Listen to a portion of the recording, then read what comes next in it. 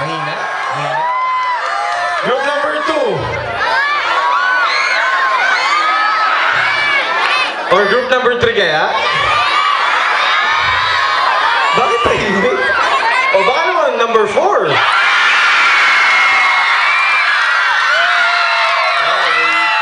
Okay, so narinig natin ang palakpakan ng ating mga kasama, pero syempre ang desisyon ay nasa mga hurado base sa kanilang mga naging Masaya po scores. kami na lahat po tayo nandito at nagsasaya at kami po ay proud kasi po taon-taon hindi po namin kayo binibigo na bigyan namin kayo ng entertainment na ganitong katindi. Na sa nakita namin po sa mga nakaraang mga taon, hindi naman po ganito kasaya pero kami po ay nagpapasalamat sa inyong walang tigil na pagsuporta. Narito po kami sa inyong lahat upang unang-una magpasalamat po sa binibigay ninyong suporta sa aming mga pabingo, paraffol, sa mga palaro. At kami po ay walang bayad. Kami po ay mga officers na nagvo-volunteer na bigyan ng magandang palabas ang ating mga kababayan at ng konting project din.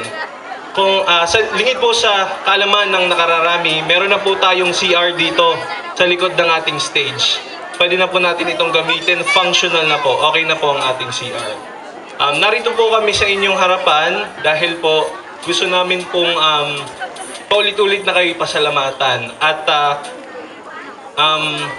bilang naglilingkod po sa Golden Harvest Club na ito, ay may mga iilan po tayo at nakakalungkot man po, may mga natatanggap kaming mga text messages, kung sino man po yun, na medyo masakit yung mga sinasabi tungkol sa amin, tungkol sa aming mga project.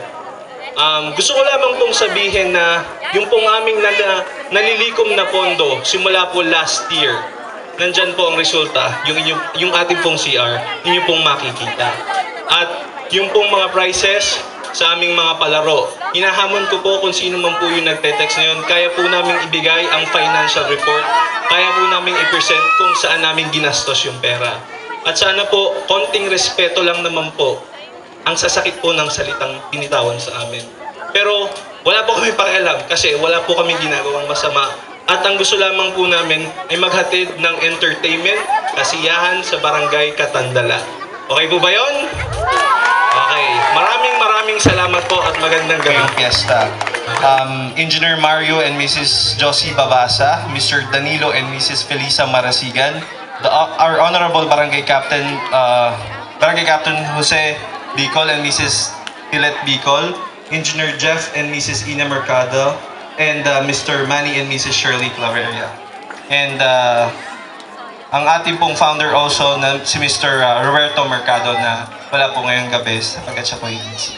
At nagpapasalamat din po tayo sa presence ng ating mga kasama sa taga-ibaan ako. Thank you very much po. And sa ating pong mga barangay tanod na nagbabantay sa atin ngayong gabi. Okay, so meron na tayong results. May we call on our judges here at the center to announce the winners. Pang mga winners ay mag-uwi ng 8,000 para sa first prize. Second prize po natin ay 6,000, 4,000, and then 2,000.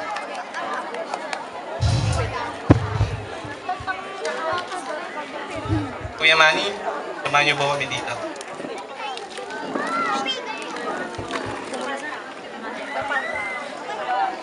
Po sa ating mga judges, si Judge PB, Sir Jap, and Sir John Angelo. Okay.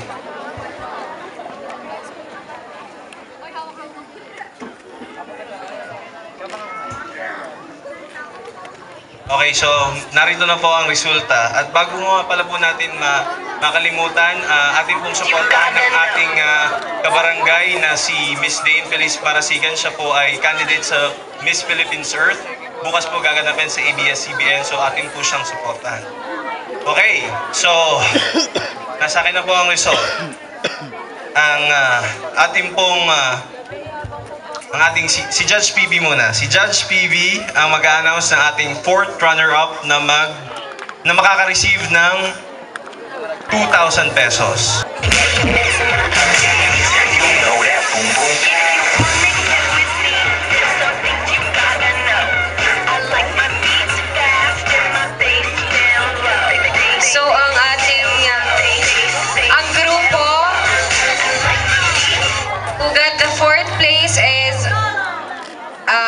contestant number 2, Group Gapaltak.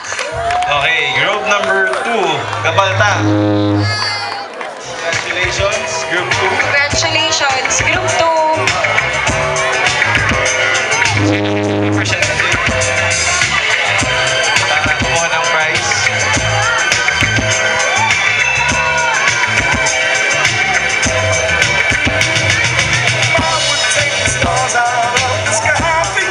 Thank you very much, Group 2. At ang mag-announce naman ng ating third place, who will receive 4,000 pesos, I see Horado Chap. Okay, our third place. May score na sa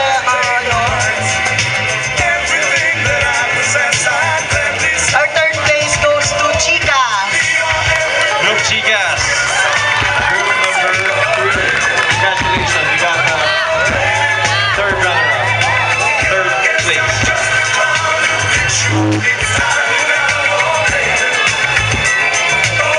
Okay, thank you very much. At ang ating second second place para sa contest na ito, which will receive 6,000 pesos. Sa tingin nyo, anong group?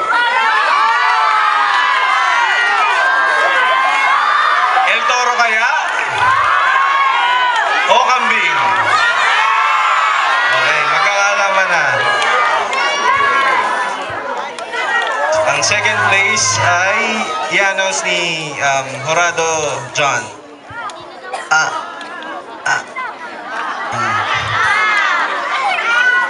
Ang ating pong second place ay group number